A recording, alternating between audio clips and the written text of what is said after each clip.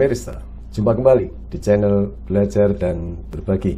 Video kali ini kita akan mempelajari hierarki dan struktur informasi terdokumentasi di dalam menerapkan sistem manajemen mutu berdasarkan ISO 9001 versi 2015. Bagi organisasi yang sudah menerapkan ISO 9001 versi 2015, tentu sudah tidak asing lagi dengan istilah informasi terdokumentasi. Karena di dalam standar ISO 9001 versi 2015 ini mengharuskan organisasi untuk memelihara dan menyimpan informasi terdokumentasi dalam upaya mendukung operasional prosesnya dan untuk memberikan keyakinan bahwa proses sudah dilakukan sesuai perencanaan. Informasi terdokumentasi ini merupakan istilah yang digunakan di dalam ISO 9001 versi 2015 dan juga beberapa disiplin sistem manajemen yang mengadopsi high level structure seperti ISO 14001 versi 2015, ISO 45001 versi 2018 dan sistem manajemen yang lainnya. Informasi terdokumentasi ini menggantikan istilah yang sudah dikenal pada standar ISO 9001 versi sebelumnya, seperti di sana ada istilah prosedur, ada istilah record, ada istilah manual mutu dan sebagainya. Padahal kita mengetahui bahwa di dalam ISO 9001 versi sebelumnya, hierarki dokumentasi itu mengacu pada pedoman mutu, prosedur, instruksi kerja dan dokumen-dokumen lainnya.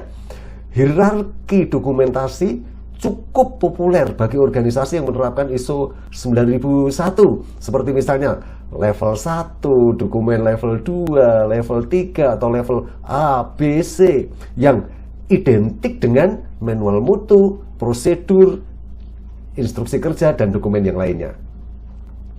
Bahkan jumlah level ini dapat diatur sesuai dengan kebutuhan organisasi. Level 1 atau level A ini biasanya merupakan pedoman mutu yang menggambarkan sistem manajemen mutu sesuai dengan kebijakan dan tujuan mutu.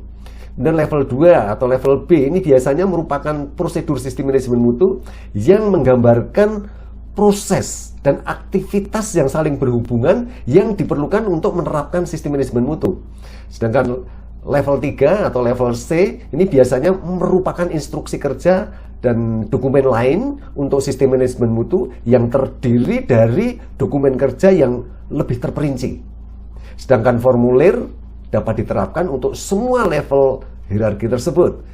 Dan pada saat ini kita tahu bahwa ISO 9001 versi 2015 tidak mensyaratkan untuk membuat manual mutu dan berbagai prosedur terdokumentasi seperti disyaratkan di dalam standar ISO 9001 versi sebelumnya. Sehingga tidak ada salahnya kalau ada yang bertanya demikian. Apakah hierarki dokumentasi ini harus dibuat dan harus menunjukkan hierarki level 1, 2, 3 seperti versi sebelumnya? Mau tahu penjelasannya? Ikuti terus video yang satu ini.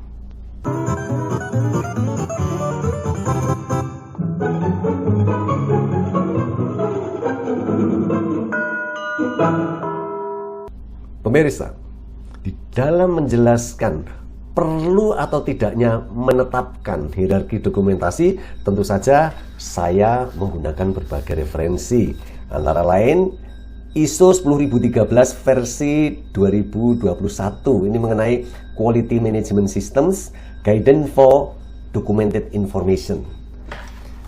ISO 10013 versi 2021 tersebut menggantikan ISO TR 10013 versi 2001 yang memberikan panduan mengenai dokumentasi sistem manajemen mutu. ISO 10013 ini juga mengalami perubahan dari versi sebelumnya, yaitu versi 2001. Ini dalam rangka untuk menyesuaikan adanya perubahan ISO 9001 versi 2015 dari versi sebelumnya. Dan ISO 10013 versi 2021 ini menyediakan panduan untuk pengembangan dan pemeliharaan informasi terdokumentasi. Perubahan utama ISO 10013 versi 2021 dibandingkan versi 2001 itu antara lain yang pertama, persyaratan dokumentasi ini telah diselaraskan dengan struktur dan persyaratan baru ISO 9001 versi 2015. Yang kedua, hierarki dokumentasi tidak lagi digunakan, tetapi dibiarkan terbuka bagi pengguna. Seperti kita ketahui, versi sebelumnya itu menentukan adanya hierarki level dokumentasi seperti manual mutu, prosedur, instruksi kerja, ini yang identik dengan dokumentasi level 1, level 2, dan level 3. Dan alasan lain, ISO 10013 versi 2021 tidak menentukan hierarki tertentu, yaitu untuk mencerminkan kemampuan media elektronik dalam mengatur dirinya sendiri dengan berbagai cara. Seperti kita ketahui bahwa dalam 2 dekade terakhir, ini banyak organisasi telah berpindah dari sistem berbasis kertas ke media elektronik. Apa saja nih kelebihan media elektronik? Yang pertama, akses yang lebih mudah ke versi yang relevan. Ini termasuk akses dari lokasi terpencil. Yang kedua, kontrol perubahan yang lebih mudah. Ini termasuk penarikan informasi terdokumentasi yang sudah obsolete atau yang sudah kadaluarsa. Yang ketiga, distribusinya itu bisa langsung atau segera dan terkontrol. Yang keempat, retrievability atau pengambilan kembali dan retensi itu lebih baik, lebih mudah dibandingkan dengan media kertas atau media lainnya. Dan yang perlu diperhatikan, penting untuk menyadari bahwa meskipun manual mutu tidak disyaratkan di dalam ISO 9001 versi 2015, namun tetap berguna. Dan perlu diingat, banyak standar sektor spesifik masih mensyaratkan adanya manual mutu dan prosedur. Misalnya, standar ISO 13485 versi 2016. Informasi terdokumentasi ini dapat disusun dan dapat dibuat dengan berbagai cara berdasarkan tentu saja kebutuhan organisasi dan faktor lain. Seperti misalnya nih, hasil yang diinginkan dari sistem manajemen, konteks organisasi yang meliputi peraturan dan perundang-undangan, kemudian juga pihak yang berkepentingan, risiko dan peluang, arahan strategis organisasi, dan sebagainya. Ya. Struktur informasi terdokumentasi yang digunakan di dalam sistem manajemen mutu ini dapat dijelaskan dalam suatu hierarki. Struktur ini akan memfasilitasi distribusinya, pemeliharaannya, pemahaman dari informasi terdokumentasi. Ya. Sistem elektronik ini juga memberikan pilihan tambahan untuk menyusun informasi terdokumentasi. Ya. Dan tentu saja organisasi yang lebih kecil ini akan dapat memilih struktur informasi terdokumentasi yang lebih sederhana untuk memenuhi kebutuhan mereka. Dan jenis dan luasnya informasi terdokumentasi yang diperlukan di dalam sistem manajemen mutu ini harus didasarkan pada analisis proses. Dan ini dapat berbeda nih dari satu organisasi ke organisasi lain. Misalnya nih, karena adanya ukuran organisasi dan jenis kegiatan. Yang kedua, misalnya karena kompleksitas proses dan interaksinya. Yang ketiga, misalnya kematangan sistem manajemen mutunya. Yang keempat, tentang risiko dan peluangnya. Yang kelima, misalnya kompetensi personilnya. Yang keenam, misalnya persyaratan peraturan dan perundang-undangan yang berlaku.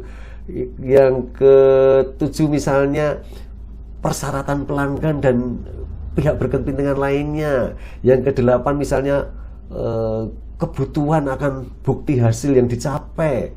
Kemudian yang ke-9, misalnya kebutuhan untuk mendukung accessibility dan retrievability dari jarak yang jauh, dan sebagainya. Nah, informasi terdokumentasi ini dapat berupa panduan untuk melakukan pekerjaan atau aktivitas. Kalau di dalam ISO 9001 versi sebelumnya ini sering disebut dokumen. Informasi terdokumentasi juga dapat berupa bukti atau hasil dari aktivitas tersebut dilakukan. Dan ini kalau di dalam standar ISO 9001 versi sebelumnya sering disebut dengan record atau catatan atau rekaman. Informasi terdokumentasi dalam hal ini dokumen, ini merupakan sarana yang penting bagi kelancaran pelaksanaan proses untuk menghasilkan produk atau servis yang sesuai dengan kebutuhan pelanggan. Oleh karena itu, berbagai jenis informasi terdokumentasi, dalam hal ini dokumen tersebut, harus dikendalikan untuk menjamin keabsahan dan ketersediaannya. Dan di dalam ISO 10013/2021 tidak lagi menggunakan hierarki dokumentasi level 1, 2, dan 3, tetapi pengguna dibiarkan terbuka bagi pengguna dan menyediakan contoh struktur informasi terdokumentasi. Antara lain misalnya jenis informasi terdokumentasi, misalnya ini bisa kebijakan mutu, tujuan mutu, pedoman mutu, prosedur, alur kerja otomatis, instruksi kerja, formulir, informasi terdokumentasi yang disimpan atau record, dan sebagainya. Kemudian secara fungsional, ini misalnya sumber daya manusia, sales, manufacturing, desain, pembelian, kemudian operasional, kemudian proyek lintas fungsi, proses lintas fungsi, dan sebagainya. Dan dari sisi pihak berkepentingan, misalnya nih, ada pelanggan, pengguna akhir, provider eksternal, masyarakat, shareholder, badan regulatori, dan sebagainya. Kemudian dari aliran perbaikan ini, misalnya dari kebijakan, tujuan, rencana tindakan, hasil, dan sebagainya. Kemudian dari ketentuan produksi dan servis, misalnya nih, spesifikasi, persyaratan operasional, pengendalian operasional, notulen rapat, dan sebagainya. Ya, demikian tadi kita sudah belajar mengenai hierarki dan struktur informasi terdokumentasi di dalam menerapkan sistem manajemen mutu. Semoga bermanfaat. Jumpa kembali di video berikutnya dengan topik yang berbeda. Sampai jumpa.